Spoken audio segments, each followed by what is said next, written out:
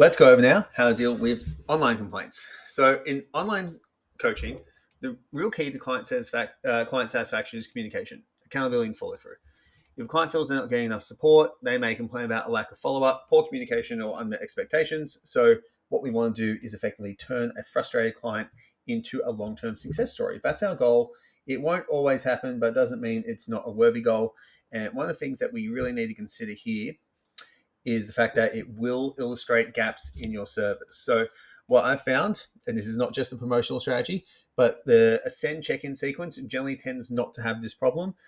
People who try and just do the once a week, like text check-in or email check-in, generally have this problem a lot more.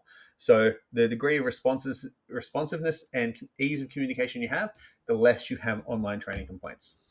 So, step one, stay calm, acknowledge your concern. Simple, just like the in-person one.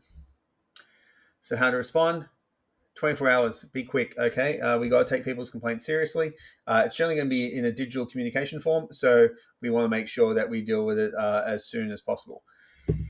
Acknowledge the issue, even if you don't agree, and do not ignore or delay responding. It only frustrates people more. Now, from here, we want to identify the core problem, okay? If we can identify the problem, we can find the solution. Very, very simple. So, common complaints in how we can support them are right here. Okay, so you don't check in with me enough, apologize and adjust your follow-up system, offer something extra to get them back on track. If you're not communicating enough, how do they prefer to communicate and how often would they like? If it's not reasonable, you can say that as well. The program isn't working, ask what specific challenges. And I'm not getting my promise, review what was promised in the original agreement. So clarify expectations and deliver missing items as soon as possible. If they don't meet expectations, show the client what the original expectations were. We had an experience recently with a client who was on a meal plan coaching system that we have, and they complained that they didn't get enough meal coaching, enough different meal plans. They wanted a different meal plan every single day for 14 days. Totally different, 100%, way more variety. And that was not what the package was. And they said, well, this isn't enough. And I said, well, this is clearly what you signed up for. I said, I can only understand why you want more variety. However, you sign up for this package. This is what's included with it, and we delivered it on that day. So if that's not right for you, more than happy to cancel your contract and let you go. So in that situation, it was probably easier to get rid of a client than to keep an unsatisfied client on for a contractually obligated period of time.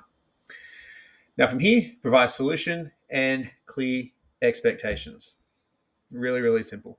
So if they need more follow-ups, adjust your communication style, remind them of what they may not be getting or what they might not be using that's already available to them and show them that.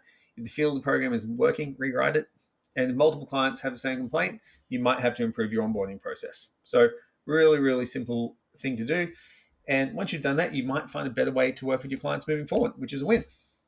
And then always follow up to show the client that you give a damn and that you actually take it seriously. So ask if the new system is working for them. If they seem unsatisfied, offer an alternative. Please be aware of the time that you have and how many different solutions you're going to do.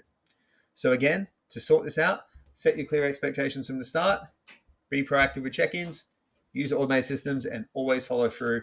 And if you address your complaints quickly and professionally, you're going to turn a negative into a positive.